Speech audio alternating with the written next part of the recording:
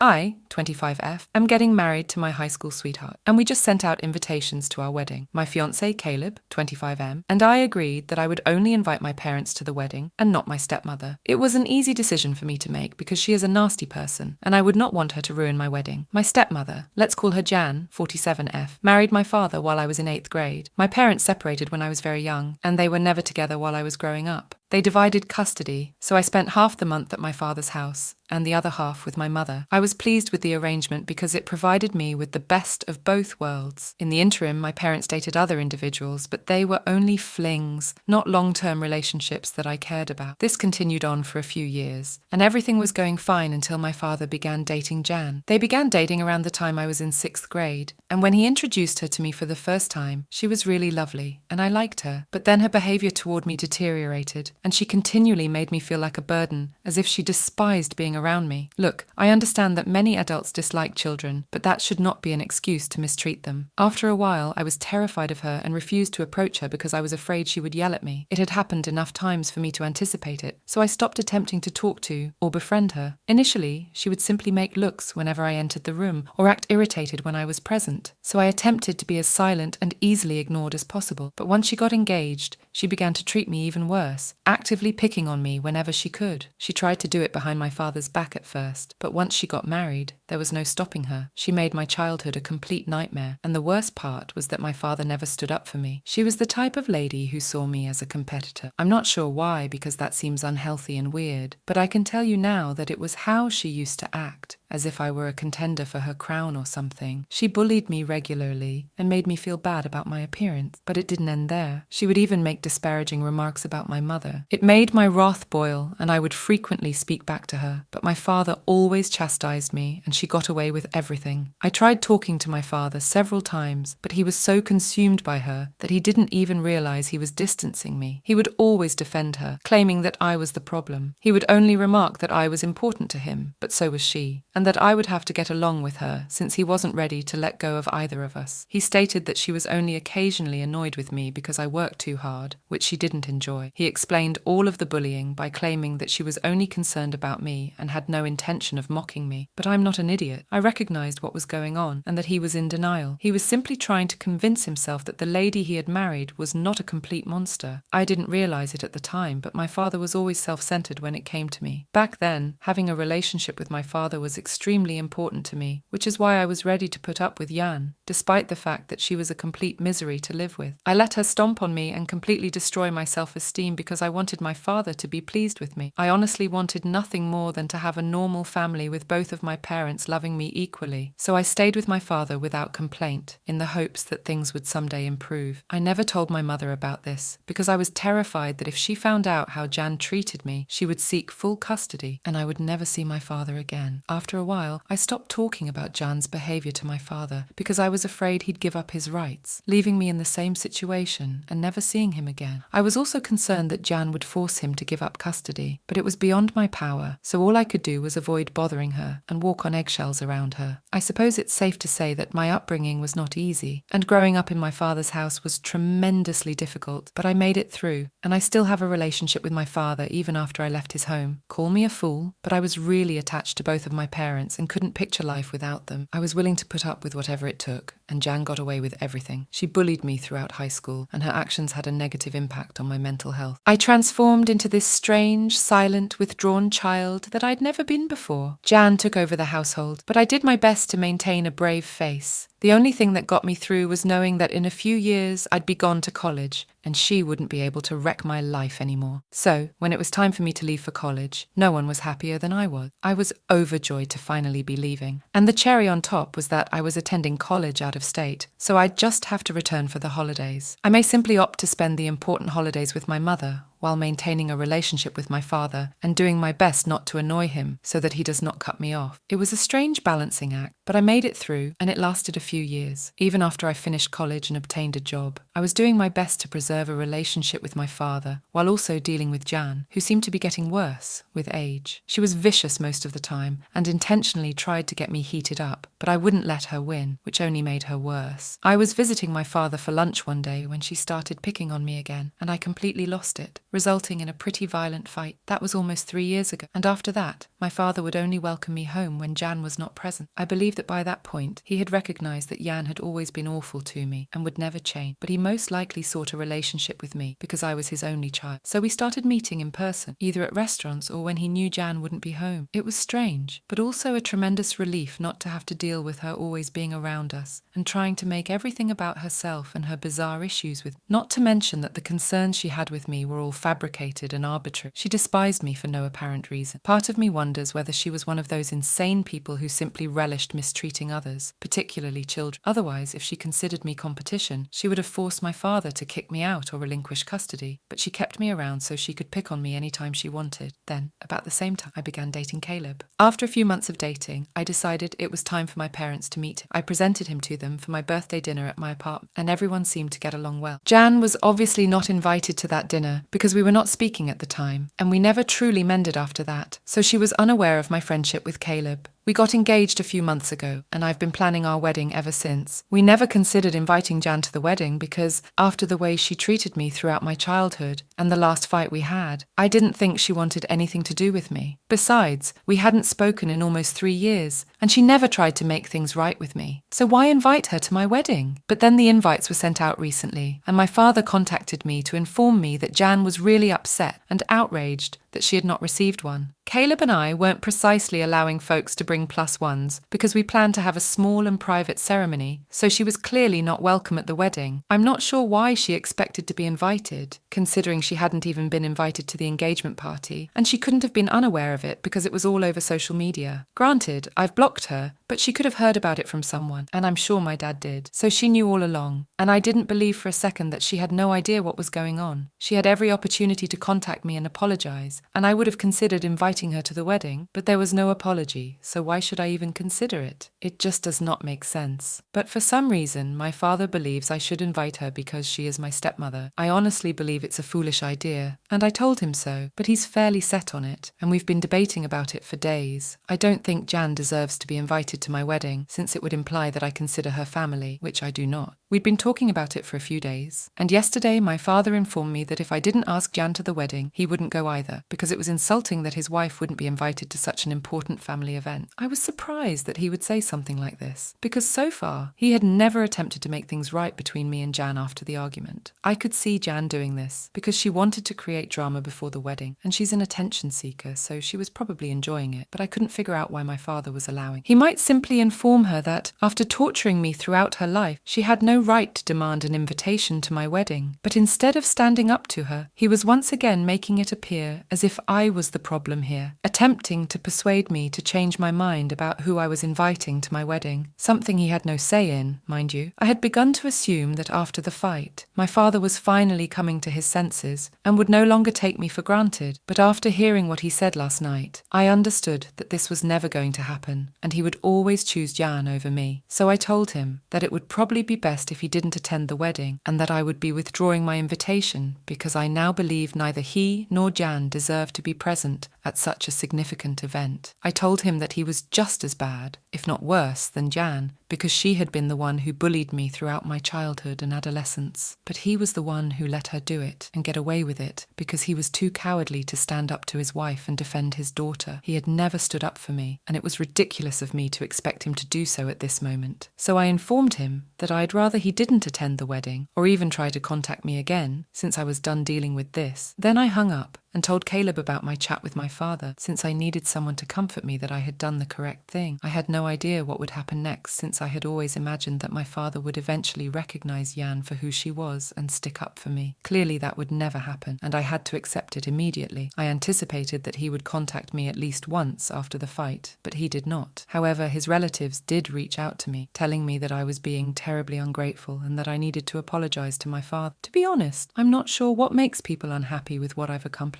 I was simply honest and finally spoke up for myself after years of fooling myself into believing that my father genuinely cared about. Maybe he does, but not enough to convince Jan to back off. His love for me is not boundless and unconditional, nor is mine, and I believe it is unjust to expect me to welcome the lady who entirely devastated my childhood to such a significant event. I don't trust her, and I'd never want her around me after this, so it's unreasonable for her to expect to be welcome to my wedding. I believe I am being perfectly fair in cutting off my father for giving me an ultimatum, but my father's side of the family believes I am being ungrateful. Many of them have texted or called to express their disappointment in me, stating that they anticipated more. By better, they mean that they expected me to just let my father do whatever he wanted, and that I had to be around regardless of how I felt. They believe that I should invite Jan to the wedding, simply because my father thinks so. Apparently I owe it to my father because he raised me, provided me with a decent upbringing, sent me to college, and is the reason I have a good life today. Honestly, I don't think it's a huge problem. Many individuals do it for their children. I've always been grateful to my father for everything he's done for me, but I don't believe he deserves to be adored because of it. He did things for me as a child, just like any other dad. It's a big deal. That does not imply he can say and do whatever he wants now, and I must put up with. Also, don't forget that I've made accommodations for him. He let Jan bully me all my life, and I'm not sure how people miss that important aspect of our relationship. It was no secret that she terrified me as a child, and my father didn't seem to notice. All of his family members were aware of the situation, but they pretended it was not a huge concern. It's only an issue if I stick up for myself, I suppose. My mother feels I'm being completely fair, as does Caleb. I'm just here to obtain an unbiased assessment and ensure that I'm doing the proper thing. So, AITA, for telling my father that he doesn't have to attend my wedding because he wants me to bring my step. Update #1. Hello, I appreciate the enormous response to my post. I've decided to stick to my resolve to cut my father off. Only after reading the remarks did I realise how much he had taken me for granted throughout my... It's absurd how much I was willing to go through simply to have a relationship with my... Yet that wasn't enough for him. I can't believe he simply doesn't care. His only daughter, yet he still doesn't mind. It's a terrible feeling that I can't change. Caleb and my mother have been extremely helpful and sympathetic, attempting to help me work through my emotions during this difficult time. It's awful enough as it is. I don't need my father's side of the family bugging me constantly and reminding me of all the wonderful things my father has done for me since I was a child. Most of what they discuss is something that any parent in the world does, but they believe that my father is special for doing it for me. I haven't responded to any texts because it's so tough to grasp that these are individuals who have seen me grow up and are still against me, all because they want to whitewash my father's image. I'm not sure what they're hoping to accomplish by constantly texting me and accusing me of being ungrateful, but I'm not going back on my word and inviting my father or attempting to reconcile with him. I stated what I had to say, and now he either accepts his faults or avoids me. It's that simple. I'm not even asking much of him. I'm not telling him that he should leave his wife because I despise her, even though that's what I should be saying because she's a terrible person. But I am still willing to be the larger person and allow him to attend my wedding if he simply apologizes to me for everything he has done wrong. That is all I want. But it is plainly too much to ask of someone like my father, who refuses to own his mistakes and is only concerned with being considered a decent guy. He doesn't want to be the nice guy, and I definitely understand that now. I had believed and forced myself to think of my father as a decent human being who cared about me, but that was not the case. Any parent who cared about his daughter would never allow his wife or anybody else to treat her in the same manner Jan treated me. But he not only tolerated it, he let her get away with it for years. So no, he is not an ideal father, and I am not ungrateful. Update #2. Hey, the wedding day is approaching, and it's been a month since I last spoke with my father. After a few days, my relatives on my father's side of the family ceased contacting me or attempting to convince me that I was mistaken, and I was completely shut off from that side. I can't say it made me feel horrible because it didn't. It simply made me grateful that everyone had shown their true colours before the wedding, and there would be no drama during my wedding. Unfortunately, they did not rule out the prospect of turbulence leading up to my wedding. I almost forgot about my confrontation with my father, since I was so busy planning and organising work. I've just been so busy with work and other things that when my father came up to my place the other day, I was absolutely taken off guard. Of course, I had to let him in because I am not the type of person who can simply refuse to allow anybody into the house, especially my father. I'm not sure if this makes me weak, but I can't turn my parents away, even if I'm battling with them. I had no idea what to anticipate, and I assumed he would apologize for a few seconds as he entered the house, but that was not the case. I mean, you might call it a poor apology, but he's still not coming to my wedding, so it was pointless. He arrived at my place about midday and left 3 hours later, after we had a thorough chat about our relationship and how to fix it. We were unable to reach a decision, but the discussion was really required. He finally admitted that Jan was a bully and that he had let many things go when I was a kid because he didn't want to pick a fight with Jan. It was actually quite nice to hear him admit this, as I had never expected him to admit the truth. So far, his primary technique has been to deceive me into believing that I am somehow accountable for the way Mum treated me as a child. I'd believe it because my father said it. But as I grew older,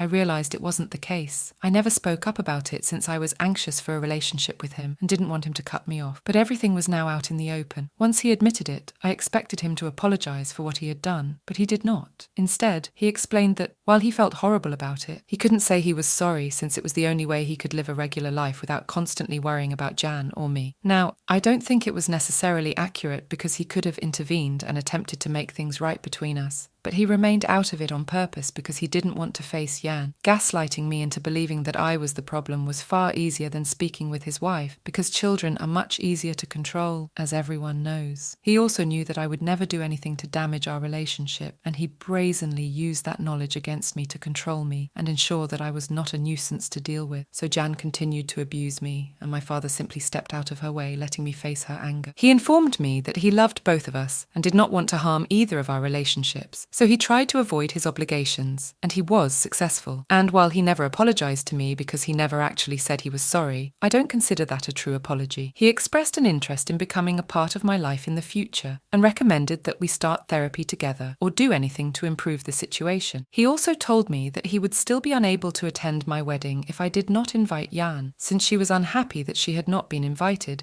because she had expected me to let go of the past, despite the fact that she had done things that no one could ever forget. My father had already agreed that he would not attend the wedding if she was not invited. In truth, Jan was opposed to the concept of us having a relationship. Therefore, she was unaware of my father's most recent visit to my home. Apparently, she accepted it when I was a child because she believed it was vital for my father to feel like a father and have me around. But I was a full-grown woman now, and I knew how to manage myself, so I didn't need to run to Papa when I got into difficulty. I believe it's sound logic to separate a father and his daughter. I can't believe he's still falling for it and letting her get away with these things. But I'm not sure what to expect from my father anymore. We had a lengthy debate the other day, but it went nowhere. I'm not sure if there's any use in trying to sort things out with my father because Jan will always be his primary concern, and I don't believe I can deal with that. I honestly don't know what to say about him. This is all really upsetting. Update #3. Hello, it's been a long time since my previous update, and I'm pleased to inform you that Caleb and I are now married. We got married the way we wanted to, with the people we wanted around us, just a few days ago, and it was magical and wonderful. And no, my father was not there at the wedding. Like many of you, I had hoped that, by some miracle, he would come to his senses and leave Jan so that he could attend my wedding. Unfortunately, that is not what happened, and we are still not on good terms. Now, I know I mentioned in my last post that he and I had talked about it and that we were going to work on our relationship and start therapy, but none of that happened. We tried to keep in touch after that talk, but he stopped replying after a few days. I kept trying to speak with him and reach out to him, but he never responded. After that, I got caught up in work since I needed to finish everything before leaving for my wedding, and I forgot to text or check in on him. He could have texted me, but he didn't, so we stopped talking after that. I learned from a handful of other relatives, who were still on good terms with me, that he and Jan had recently relocated to the suburbs, which is most likely what he was up to, but I'm not sure why he didn't tell me about it, or why he bothered to come see me one last time and make a bunch of promises he wasn't going to keep. I was all right, and I am still good, but I was irritated and disappointed that after making those promises and claiming that we would work on our relationship, he did not bother to show up for me and make it count. It's fine, however. He has disappointed me enough times that I am used to it, but I will not allow it to happen again. Now I'm going to focus on the relationships I already have and the individuals who genuinely care about me, such as my spouse and mother. Caleb and I are departing on our honeymoon in a few days, and that is all I'm going to focus on right now.